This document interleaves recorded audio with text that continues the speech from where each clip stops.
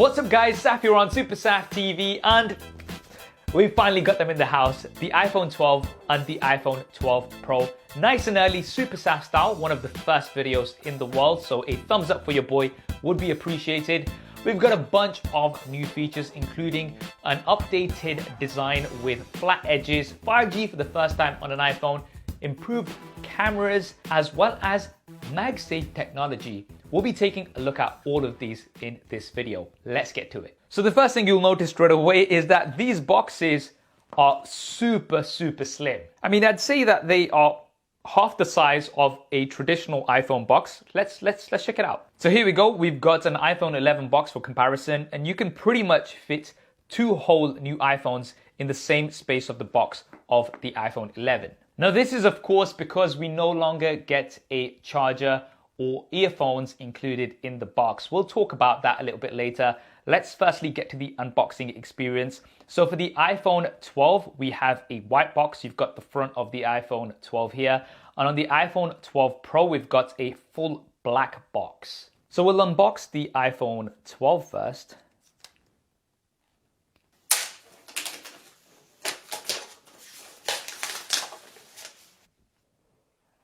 And there we go, guys. This is the blue version. This is the one that I wanted to check out. Absolutely love that color. We're gonna put this to the side and then check out the iPhone 12 Pro.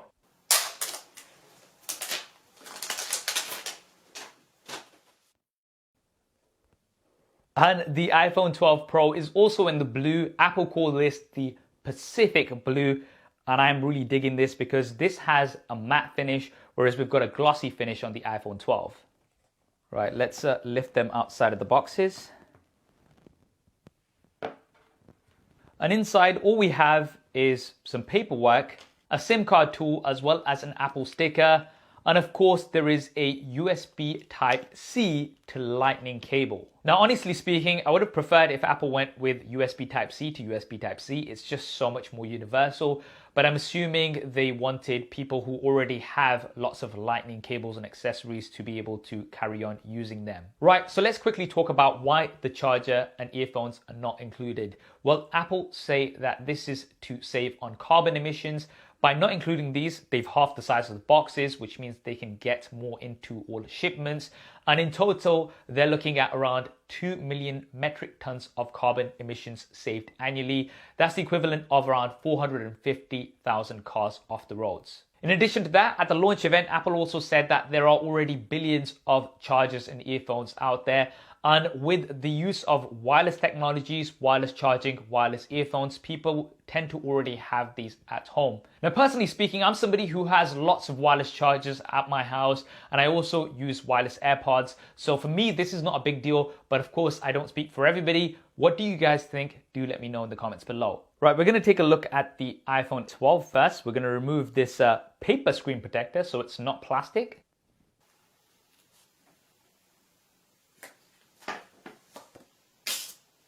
Whoops. And also the iPhone 12 Pro.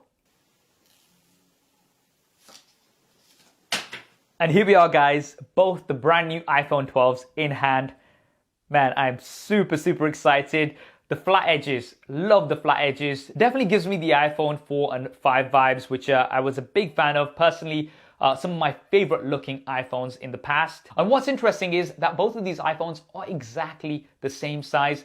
However, the iPhone 12 Pro does weigh a little bit more compared to the iPhone 12.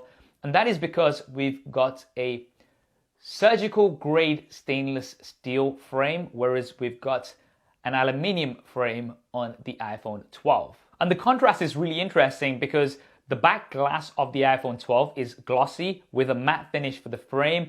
And for the iPhone 12, we've got a matte finish for the back glass with a glossy finish for the frame. Now, one thing straight away that I'm super glad about being here in the UK is that we've got none of those labels that are usually here towards the bottom.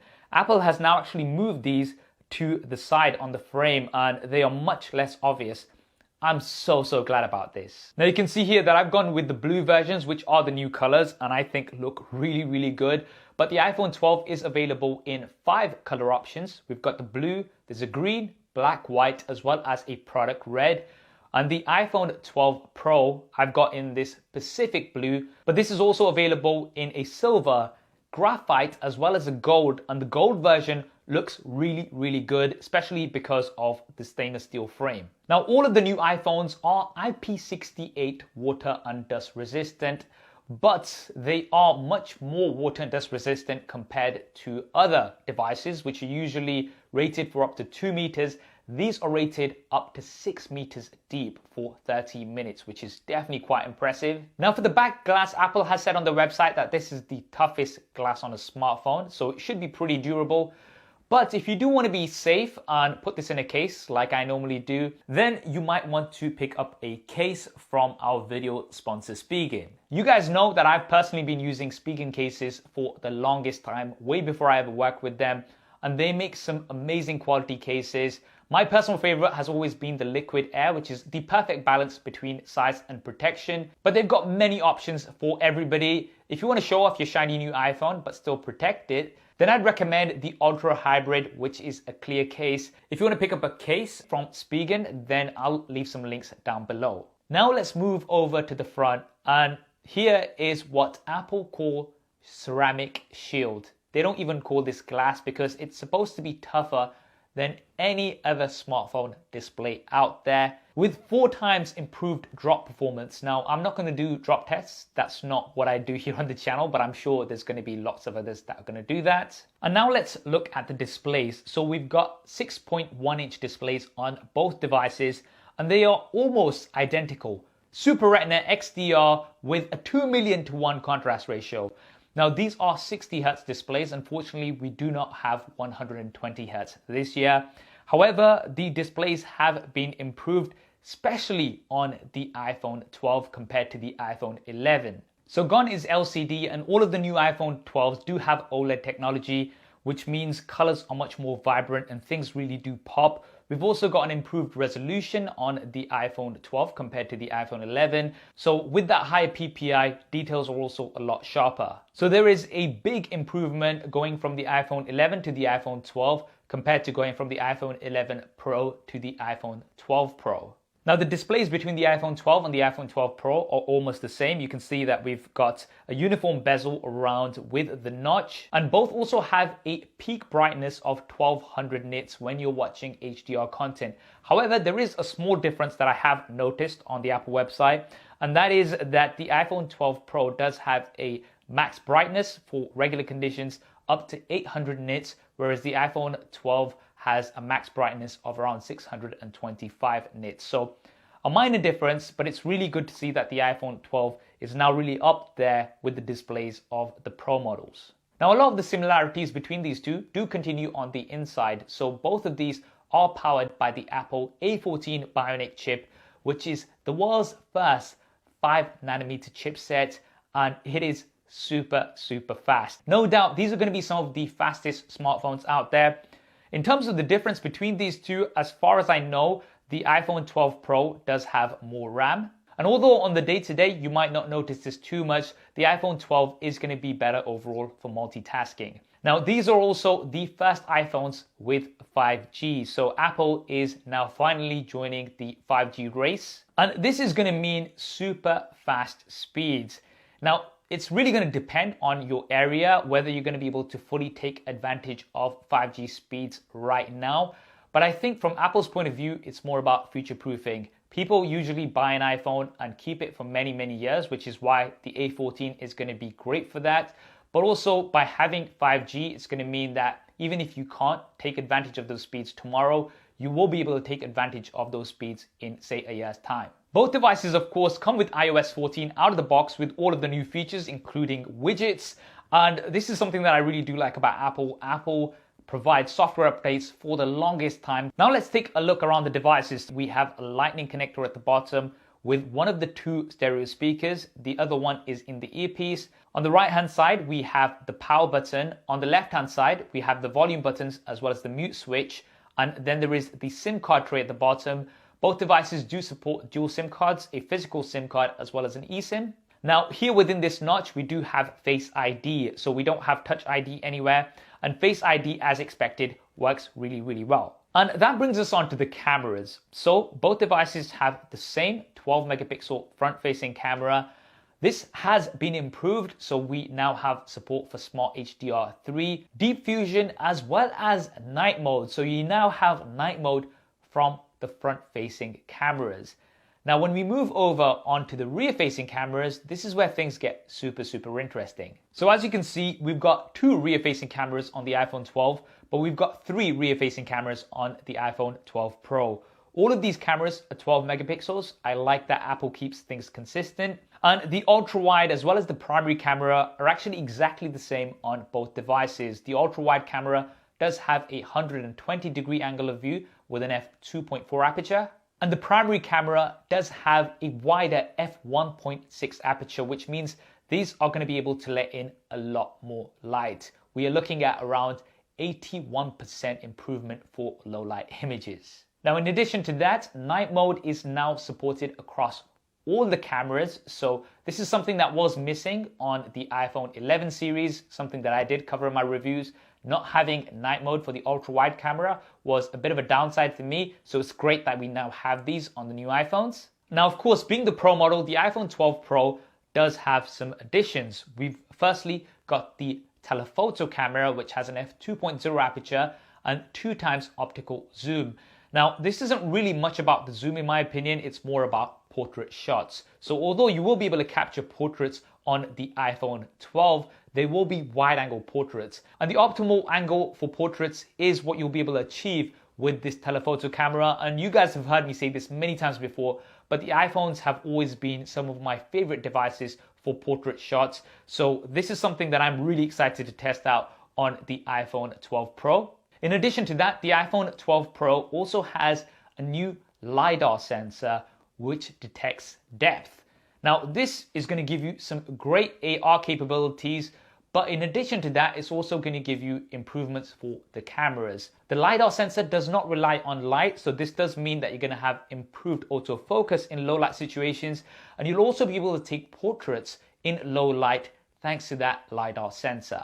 Now, of course, guys, as soon as I can, I'm going to be doing a detailed super SAF style camera comparison of the iPhone 12 and 12 Pro versus the competition.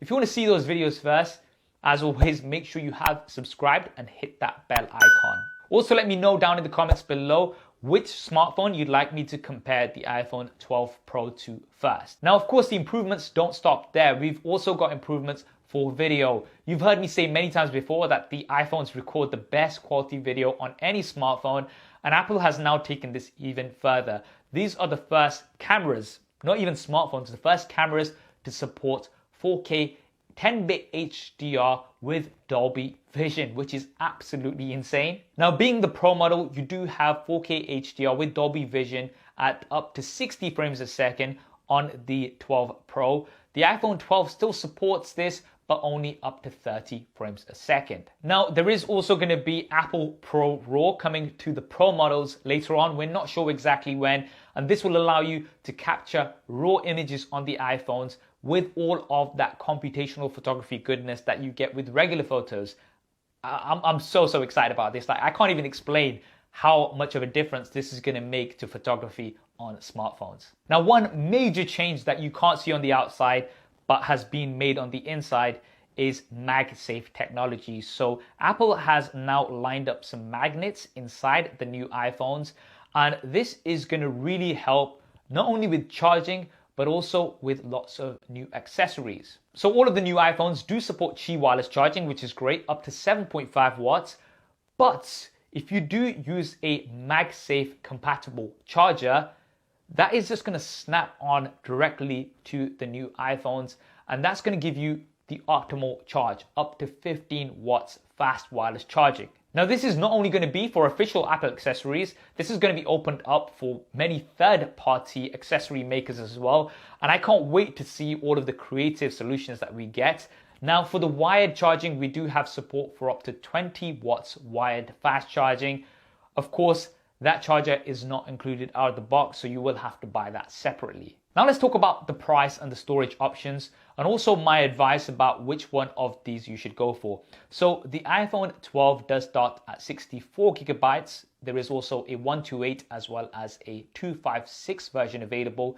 The iPhone 12 Pro starts at double the storage with 128 as a base, then a 256 as well as a 512 gigabyte version available. The iPhone 12 starts at around £800 or $800. The iPhone 12 Pro starts at £1,000 or $1,000. Now in the UK, the iPhone 12 Pro is actually coming in at a lower price compared to what the iPhone 11 Pro came in at last year, with double the storage. So that might make up for the fact that you don't get the charger and earphones included. But the iPhone 12 does come in around £70 more compared to what the iPhone 11 came in at last year.